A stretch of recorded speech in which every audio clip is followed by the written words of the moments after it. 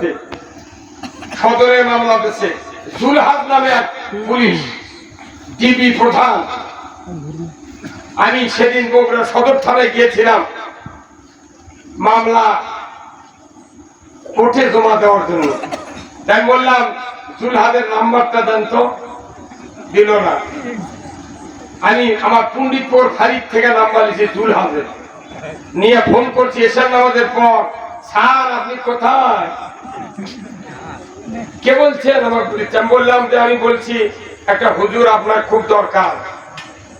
তো বলছে আমি সিরাজগঞ্জ সদরে আছি। সে সদরে আছেন, আপনি একটু বগুড়া আসতে পারবেন? আপনার সাথে একটু দেখা করব। তা আপনি কে? আমি বললাম আমি ওই লোক, যে লোক খাপড় ইন্ডিয়ানের চান্দায় সবার থেকে ধরে যাচ্ছিলেন, সেই রুহুল আমিন যুক্তিবাদী। আপনি অবশ্যই বগুড়া আসবেন। যদি না আসেন সিরাজগঞ্জ সদর থেকে পায়ে দড়ি লাগে টেনে হেঁটে বগুড়ায় হাজির করা হবে। গাছের সাথে আপনাকে টাঙ্গাল হবে, 4 আঙ্গুল করে কাটব। এই বক্তৃতা দিছি একদিন মাছিডালি, এটা খবর চলে গেছে।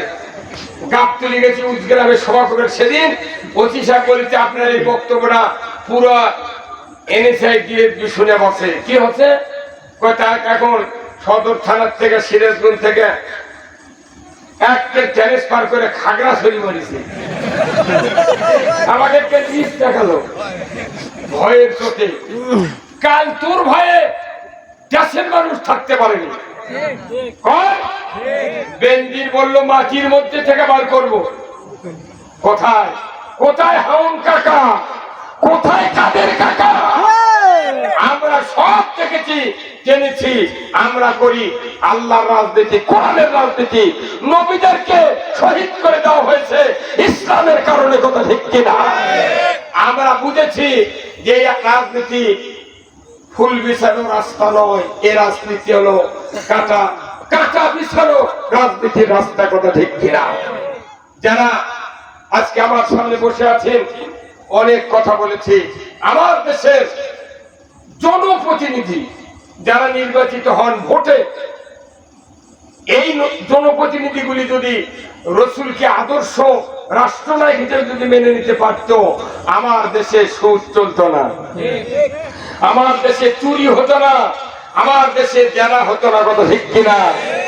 আমরা ভোট দিই আর মানুষের আইন কায়েমের পক্ষে তারা কাজ করে।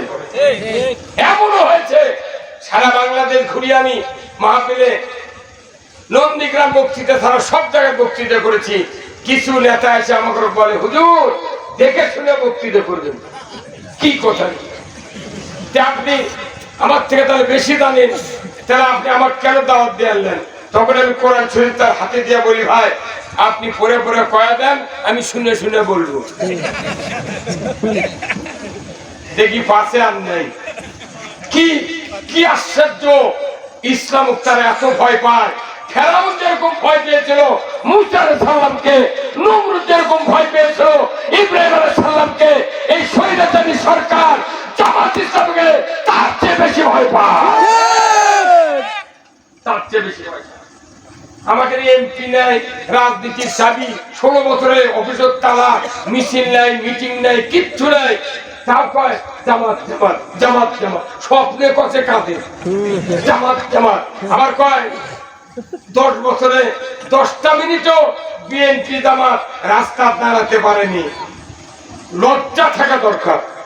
তুই পুলিশ ছাড়া তুই হাফ মিনিট দাঁড়াতে পারবো না।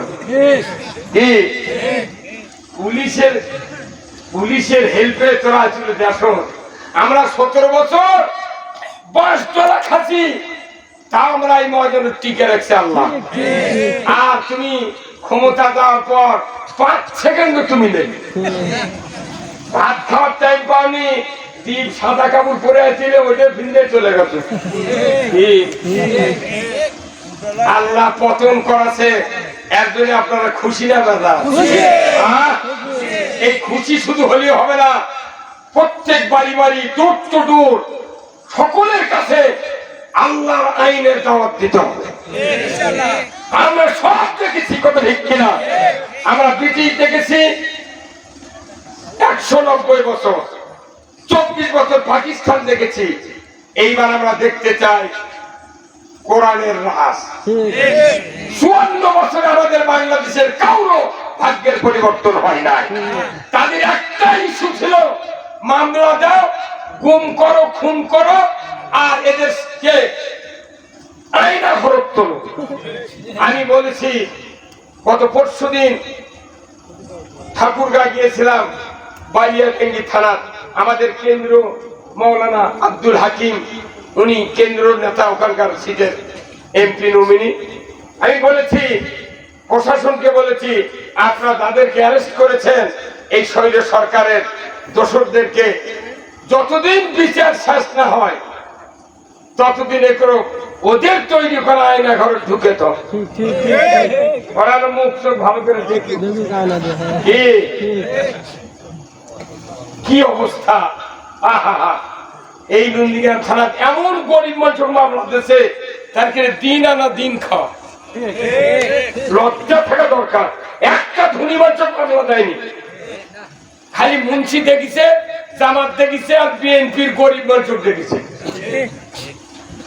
একটা ধনী মানুষ এরা মামলা দেয়নি। হযরত বেলালকে পিটেছিল মক্কার কাফেরেরা, এত মারপিট করেছিল যে উত্তপ্ত বালুর উপর শীত করে শুয়া পাথর চাপা দেয়া জাতির দেখাচ্ছে কালিমা পড়লে কি শাস্তি। ওই ইতিহাস এই স্বৈরাচারী সরকার বাংলাদেশে সৃষ্টি করেছিল। এখন আবার মনে করছে যে আমি খুব বাংলাদেশের কাছে আছি, চট করে ঢুকতে পারি। আমরা তো ধোকায় যাচ্ছি। আর 18 কোটি মানুষ যুক্ত হলে রেডি হয়ে আছে। ওরা মনে করছে আমার বোধহয় ওই দেশ আছে। অনুরোধ করতেছি, এই কথাগুলি আমি এই জন্য বললাম যে এই কথা না বললে আপনার যদি রোগ নির্ণয় করা না যায় আর চিকিৎসা দেওয়া যায় না। আল্লাহ তাআলা কোরআনে বলছেন, ওয়ামান আরাদা আন যিকরি ফাইন্না লাহু মাইশাতান দানকা ওয়া নাহসুরুহু ইয়াউমাল কিয়ামাতি আ'মা। সূরা তোহা 124 নম্বর আয়াত। আল্লাহ বলছেন যে আমার কোরআন, আমার কোরআনের নসিহত, কোরআনের জিকির, কোরআনের বক্তব্য শোনার পর তোমরা যদি ওই কোরআনের পথে না চলো, তোমাদের জীবিকাকে সংকীর্ণ করে দেওয়া হবে।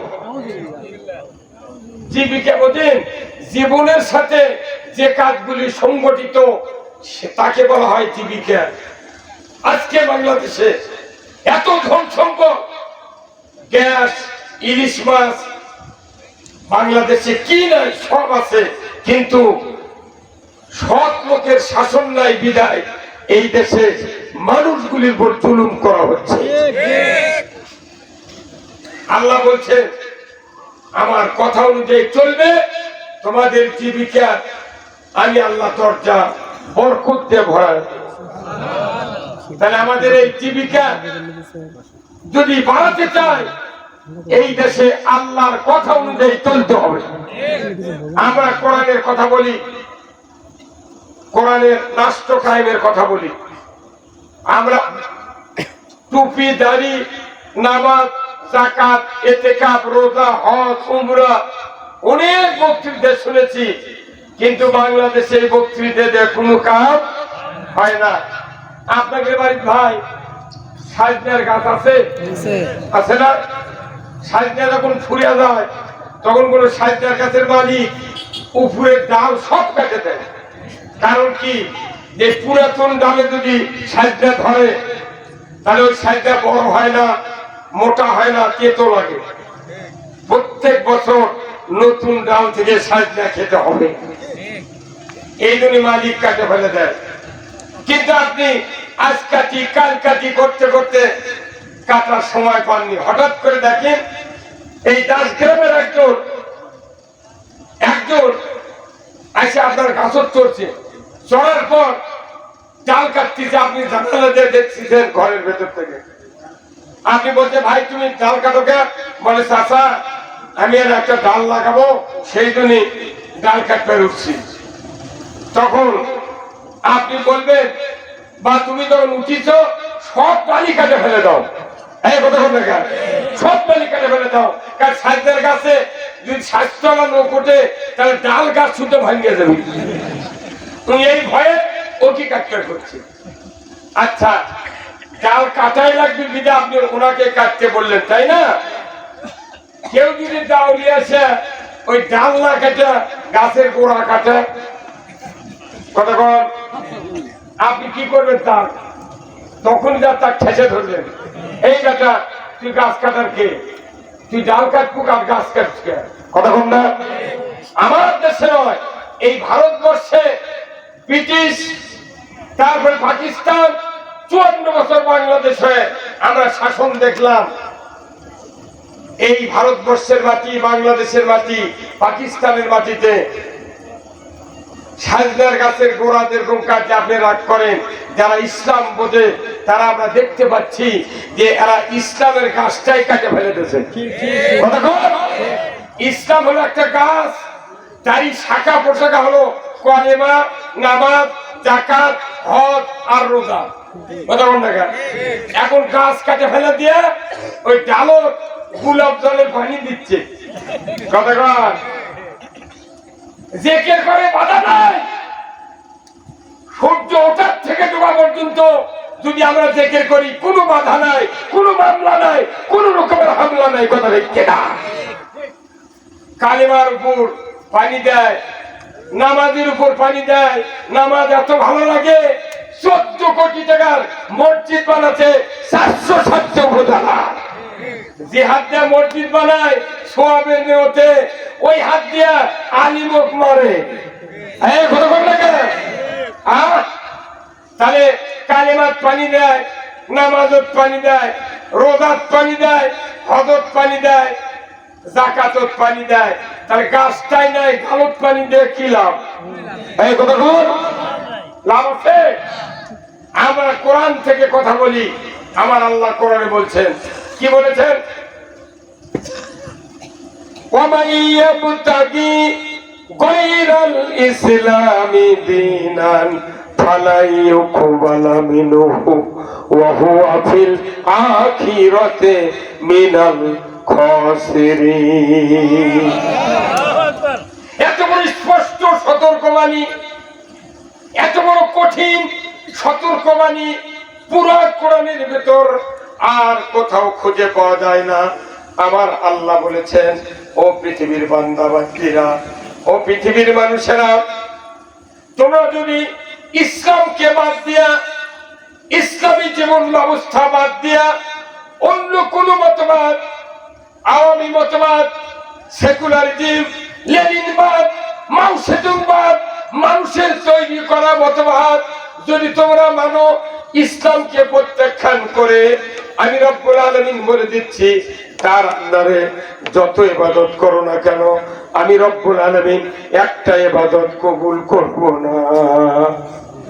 একটা ইবাদত কবুল করবেন না কে? তাহলে আমার এই নামাজের হাত জাকাত করে লাভ কি? আগে ইসলাম বিজয় করা লাগে, কথা ঠিক কিনা?